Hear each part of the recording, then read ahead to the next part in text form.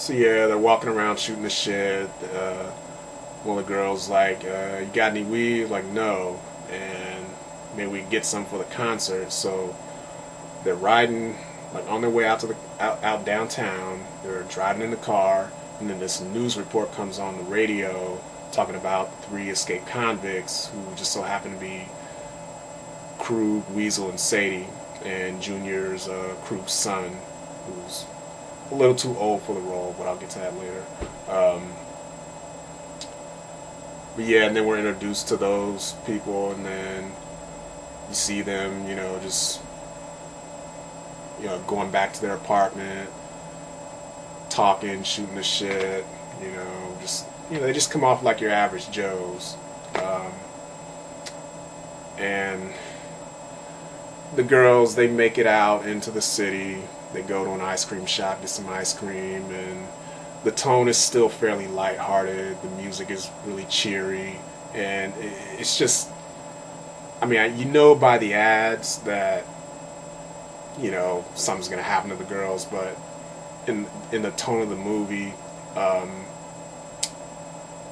that lightheartedness and that happy music sort of lull you into a false sense of security, and it really worked for me, I thought. And just in a way that when shit starts to hit the fan, it catches you off guard. It's like one of those what the fuck just happened type of situations, really out of left field, and it happens so fast that you don't really get a chance to predict it or, I guess, notice it that much until it's too late. So yeah, the girls are wandering around out in the city. They see Junior, ask for the weed. He lures them into the apartment. They're thinking they're going to get some weed. They're not. Not thinking about the bigger picture here. So he takes them in, introduces them to Sadie and Weasel, who lie about their names, and they're just kind of, they look all friendly, and it's, they're just kind of, like, hey, come on in. They want to buy some grass. Hey, come on in. And they go in. Junior closes the door and locks it behind them. And then Krug jumps out from under the covers like he was under there snoring, like he was sleeping. So he jumps out from under the covers with this big grin on his face, like, gotcha! And, one of the girls like, oh shit, and then they try to walk out, but they're trapped in now, so they can't get out. And the killers, like, they have this jokey facade about them where it's like they just come off like your average bullies picking on some kid. They're laughing, joking around at the girl's expense, kind of like, I don't know, just poking fun at him a little bit. But they're saying these really creepy, weird things that kind of just, I don't know, just make you go, like, we probably shouldn't have walked in here. Like, they're up to something. I don't know what, but these guys are up to something. Like, Krug says, "Now, I don't want you girls to worry. We just wanted some company, that's all, And you're thinking, like, worry about what? So, like, right off the bat, like, something's off. They're kind of laughing and joking around, but something's off. And this whole sequence is intercut with these really cheerful, happy interludes with the upbeat music, showing Mary's parents getting ready for a surprise party they're going to have, a birthday party they're going to have for Mary when she gets back. And I guess in a way it sort of kept you on your toes, or kept me on my toes, the way, like, shit's getting a little weird, and then it cuts to this really happy stuff, like, whoa, what the fuck? And then it cuts back to the serious stuff, getting more and more serious, and they're still kind of like just joking and laughing around, just acting weird, but not overtly threatening yet, but still threatening enough to where one of the girls cracks under the pressure, and she's like, alright, let us out of here, I'm gonna start screaming. And then immediately, like that, shit gets serious, gets quiet. Weasel flicks out his knife, goes from laughing, smiling, joking around to this really creepy ass fucking look on his face where like you know he means business. You better not fucking scream. And then even Krug like sort of gets up in her face and he's like, what'd he say? Hey, you're gonna scream?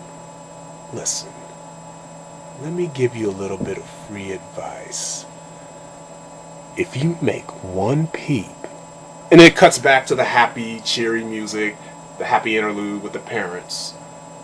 So it really keeps you on your toes, like, fuck, what the fuck is going on? Stop jerking me around. And it's just really, it really keeps you on your toes that way. I don't know. I'm guessing that's what they intended with it. So yeah, it cuts back to the girls and the guys. You know, they're shit's starting to get worse. They're sort of intimidating her. Well, I guess Sadie's holding one of them, the other one's standing in the background, just kind of, I guess, in shock. And yeah, you know what? The girl, Phyllis, she's still trying to talk herself out of that situation, but by that point, there's like nothing she could say or do to get out of that situation. Like, they're pretty much fucked from that point on. It all happens so fast out of left field. Like, it just really pulled the rug up from under me, and I love that. And but yeah, they start smacking her around, feeling her up a little bit, and eventually the scene ends. And then the next morning they're carrying the girls out through the fire escape, and one of them is carrying the girl Mary over his shoulder, the one who was standing in the background in shock. And it's like you think, what the hell have they been doing to them all night? It's like when the scene cut out, it's like they did a lot more than they showed that night. So it's like they'd already been through hell that night. So, and it wasn't over. The next day they try to leave town and their car breaks down out in the woods somewhere, and